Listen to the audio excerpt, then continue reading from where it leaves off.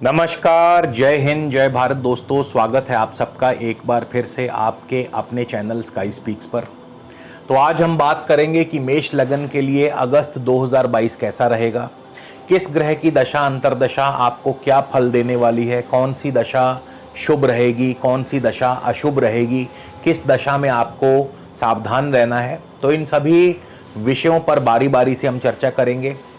तो कहीं भी जाइएगा मत, वीडियो को शुरू से लेके अंत तक ज़रूर देखिएगा दोस्तों। इसके अलावा यदि आप मुझसे किसी भी प्रकार का निजी ज्योतिषीय परामर्श लेना चाहते हैं तो स्क्रीन पर मेरा व्हाट्सएप नंबर दिया है। आपसे निवेदन है, इस नंबर पर व्हाट्सएप के माध्यम से आप मुझे अपना नाम, अपनी जन्म तिथि, समय व स्थान लिख करके, साथ ही अपना प्रश्न लिख करके भेज दीजिए। शुल्क लागू रहेंगे। इसके अलावा दोस्तों आप हमारी वेबसाइट www.skyspeaks.in के माध्यम से भी अपना अपॉइंटमेंट बुक करवा सकते हैं। तो चलिए सबसे पहले जानते हैं ग्रहों की चाल। मंगल और राहु इस महीने के शुरुआत में मेष राशि में है, मेष लगन में है। मंगल 10 अगस्त को द्वितीय भाव में चले जाएंगे वृषभ राशि में। शुक्र इस महीने के आरंभ में मिथुन राशि तृतीय भाव में रहेंगे। 6 अगस्त को शुक्र कर्क राशि चौथे भाव में। सूर्य भी इस महीने के शुरुआत में चौथे भाव कर्क राशि में। 17 अगस्त को सूर्य अपनी स्वराशि सिंह राशि में प्रवेश कर जाएंगे। बुध इस महीने के शुरुआत में सिंह राशि में होंगे। 20 अगस्त को बुध जो हैं छठे भाव में अपनी उच्च राशि में चले जाएंगे, कन्या राशि में। केतु आपके सप्तम भाव में रहेंगे। शनि दशम भाव अपनी स्वराशि मकर में है, वक्र अवस्था में है। बृहस्पति भी 12वें स्थान में है, मीन राशि में है और वक्र अवस्था में है। तो सबसे पहले हम लग्नेश मंगल से ही शुरुआत करेंगे, यानी जिनको भी इस समय मेष लगन के जातकों को मंगल की दशा अंतरदशा या प्रत्यंतर दशा चल रही है तो मंगल आपको कैसा फल देंगे। मंगल इस महीने के आरंभ में शुक्र के नक्षत्र में होंगे। जाहिर है अच्छा धन लाभ होगा, व्यापार अच्छा चलेगा। शुक्र की पोजीशन बहुत बढ़िया है, शुक्र धनेश भी है, सप्तमेश भी हैं। तो जाहिर है कुटुंब में, परिवार में सुखद माहौल बना रहेगा। कोई ना कोई शुभ समाचार अवश्य प्राप्त होगा और अच्छा धन लाभ होगा। 5 अगस्त को मंगल जा रहे हैं कृत्तिका नक्षत्र, सूर्य के नक्षत्र में, और सूर्य पंचमेश हैं, पंचम भाव के स्वामी हैं, चौथे भाव में हैं। यानी परिवार में किसी बात को लेकर के थोड़ी बहुत चिंता तनाव हो सकता है। इसके अलावा नौकरी में आपकी दिक्कतें बढ़ सकती हैं, नौकरी में परिवर्तन भी हो सकता है, या नौकरी में किसी कारणवश बॉस की नाराज़गी झेलनी पड़ सकती है। तो यहाँ थोड़ा सा आपको सावधान रहना होगा।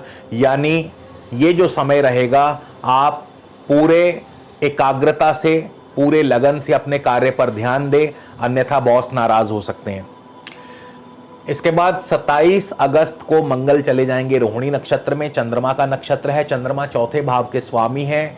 पढ़ाई में आपका प्रदर्शन बहुत बढ़िया रहेगा यदि आप विद्यार्थी हैं। इसके अलावा ज़मीन जायदाद संबंधी कार्यों से लाभ होगा, वाहन आदि कार्यों से आपको लाभ होगा। जनता में आपकी पैठ बनेगी, यानी जनता में यदि आप जनतक कार्यों से जुड़े हैं तो जनता में आपका रुतबा और ज़्यादा बढ़ेगा। इसी तरह राहु की बात कर लेते हैं। राहु की दशा अंतरदशा आपको यदि चल रही है तो राहु आपको कैसा फल देने वाले हैं। राहु आपके लगन में है। जाहिर है लगन में राहु स्वास्थ्य के लिए तो अनुकूल नहीं है। स्वास्थ्य के दृष्टिकोण से राहु मानसिक चिंता व तनाव दे सकते हैं। हाँ, मान सम्मान बढ़ाने के लिए, मान प्रतिष्ठा बढ़ाने के लिए राहु बहुत शुभ है। आपके अधिकार क्षेत्र भी बढ़ सकते हैं, मान सम्मान भी बढ़ेगा। और मंगल की राशि में, मंगल भी 10 अगस्त को धन भाव में जाने वाले हैं तो आर्थिक स्थिति, आर्थिक पक्ष आपका मजबूत होगा। इसके अलावा राहु भरणी नक्षत्र में है, शुक्र के नक्षत्र में है। शुक्र भी धनेश और सप्तमेश होकर चौथे भाव में है तो आर्थिक पक्ष बेहद मजबूत होगा। कारोबार अच्छा चलेगा, जमीन जायदाद संबंधी कार्यों से आपको अच्छा लाभ होगा। नया भवन, नया वाहन, सुख आदि की प्राप्ति हो सकती है, जिसकी वजह से घर में खुशनुमा माहौल बना रहेगा। इसके बाद शुक्र की बात करें तो शुक्र की दशा अंतरदशा कैसा फल देगी। तो शुक्र आपके तृतीय भाव में है, मिथुन राशि में है। शुक्र 1 अगस्त को पुनर्वसु गुरु के नक्षत्र में होंगे और गुरु 12वें स्थान में वक्र अवस्था में पड़े हैं। यानी कि शुक्र की दशा अंतरदशा में कार्यों में विलंब पैदा होगा। खास करके आपका जो इंपोर्ट एक्सपोर्ट से संबंधी कारोबार है उसमें डिलेज पैदा होंगे। यदि आप विदेश जाने वाले थे तो उसमें डिले पैदा हो जाएगा, यानी यात्रा आदि टल जाएगी। इसके अलावा विदेशी व्यापार के लिए शुभ नहीं है। आपके कोई प्लानिंग यदि आप कर रहे थे या कोई भी योजना बना रहे थे तो उसमें आपको डिलेज आएंगे, यानी बृहस्पति जब तक वक्री हैं तब तक और जब तक शुक्र गुरु के नक्षत्र में है तब तक आपके कार्य थोड़े से डिले होंगे। लेकिन शुक्र बहुत जल्द 9 तारीख को ही 9 अगस्त को शनि के यानी पुष्य नक्षत्र में चले जाएंगे, मगर स्थितियां यहां भी ज्यों की त्यों रहेंगी क्योंकि शनि दशम भाव में है और वक्र अवस्था में है। कारोबार धीमा चलेगा, नौकरी में कारोबार में परिवर्तन के संकेत बनते नजर आ रहे हैं और इसके अलावा अभी कई कार्यों में आपको लाभ नहीं हो पाएगा या कई कार्यों में आपको डिलेज पैदा होंगे। 20 अगस्त को शुक्र जाने वाले हैं आश्लेषा बुध के नक्षत्र में और बुध जो होंगे उस समय अपने उच्च राशि कन्या राशि में पधार चुके होंगे, छठे भाव में होंगे, यानी नौकरी पेशा व्यक्तियों के लिए तो बहुत ही बढ़िया समय रहेगा। यानी नौकरी नहीं है तो नौकरी मिल जाएगी, नौकरी में कोई ना कोई शुभ समाचार प्राप्त होगा, नौकरी में तरक्की, प्रमोशन, बॉस आपसे प्रसन्न रहेंगे, ऋण आदि की सुविधा, लोन सैंक्शन हो जाएगा आपका और इसके अलावा प्रतियोगी परीक्षाओं में आपको सफलता मिलेगी, खेल कूद में आपको सफलता मिलेगी और यदि आप मीडिया, आईटी, कम्युनिकेशन सेक्टर से जुड़े हैं, सोशल मीडिया से जुड़े हैं तो इन क्षेत्रों से आपको बढ़िया लाभ होगा। इसी तरह सूर्य की बात कर लें तो सूर्य की दशा अंतरदशा आपको कैसा फल देगी। सूर्य 3 अगस्त को आश्लेषा यानी बुध के नक्षत्र में जाने वाले हैं। बुध तृतीय और छठे भाव के स्वामी हैं, पंचम भाव में होंगे। अभी जब तक बुध पंचम भाव में है तो थोड़ा सा नौकरी पेशा व्यक्तियों के लिए दिक्कतें पैदा करेंगे। हम सूर्य की बात कर रहे हैं। हाँ, भागा दौड़ी चलती रहेगी और इसके अलावा IT, media, information sector, communication sector या सोशल मीडिया आदि क्षेत्रों से लाभ होगा। जब तक सूर्य 17 अगस्त को मघा यानी केतु के नक्षत्र में आ जाएंगे, केतु सप्तम भाव में है, व्यापार की वृद्धि करते हैं।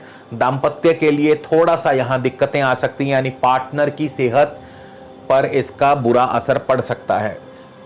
30 अगस्त को सूर्य फिर पूर्वा फाल्गुनी यानी शुक्र के नक्षत्र में चले जाएंगे। धनेश और सप्तमेश शुक्र चौथे भाव में होंगे। आर्थिक पक्ष मजबूत होगा, धन लाभ होगा, व्यापार की वृद्धि होगी और परिवार में, कुटुंब में सुखद माहौल बनेगा, कोई ना कोई शुभ समाचार प्राप्त होगा और इसके अलावा जमीन जायदाद संबंधी कार्यों से भी आपको लाभ मिलेगा।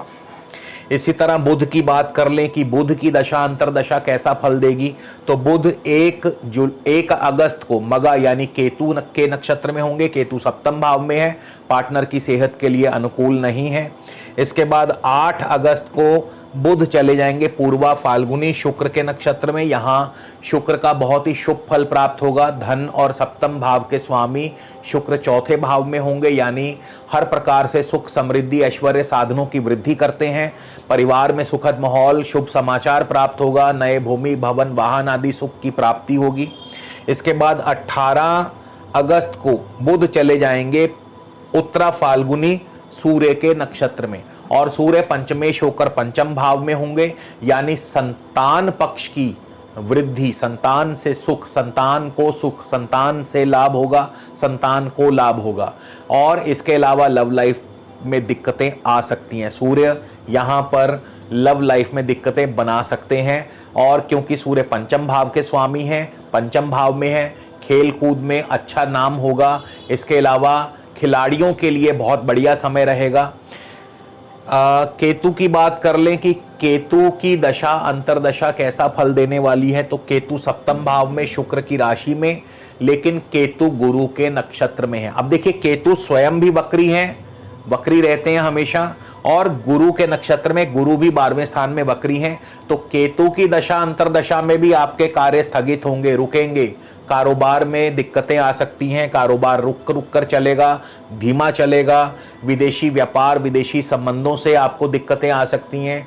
इंपोर्ट एक्सपोर्ट या कोई ऑर्डर आपका लटक सकता है, आपकी यात्रा आदि स्थगित हो सकती है। इसके अलावा स्वास्थ्य का भी आपको ध्यान रखना होगा।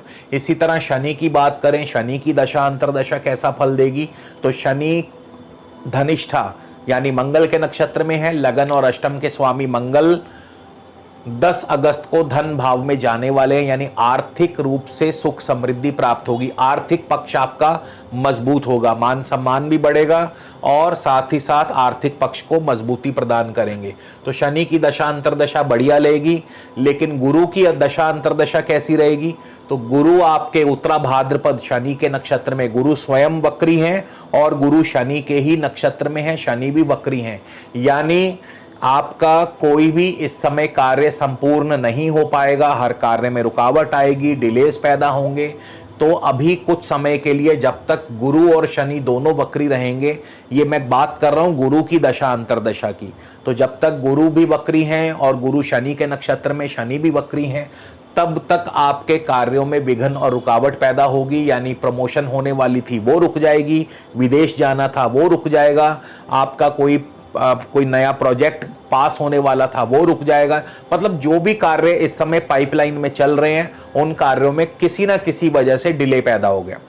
अब हम बात करेंगे कि क्या उपाय करें। तो सबसे पहले केतु की बात कर लेते हैं। केतु सप्तम भाव में है और सप्तम भाव में केतु खास करके पार्टनर की सेहत के लिए अनुकूल नहीं माने जाते। तो केतु का सप्तम भाव में सबसे बढ़िया उपाय क्या है कि आप गाय को, गौ माता को केले आदि खिलाएं, तो इससे आपके सप्तम भाव के केतु जनित दोष जो हैं वो दूर होंगे और गुरु के प्रभाव को शुभता में बदलने के लिए आप अपने गुरु का आशीर्वाद लें और यथाशक्ति यथा सामर्थ्य गुरु को उनकी प्रिय वस्तुएं भेंट करें, या मंदिर आदि में आप जो है चने की दाल या गुरु की वस्तुएं जैसे कि पीले वस्त्र हो गए, चने की दाल हो गई, केसर हो गया, ऐसी चीज़ें जो है मंदिर आदि में भी अर्पित कर सकते हैं, भेंट कर सकते हैं, तो निश्चित तौर पर आपको लाभ होगा।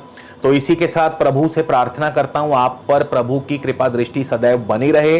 अगले वीडियो में फिर मिलेंगे दोस्तों, तब तक के लिए नमस्कार, जय हिंद, जय भारत।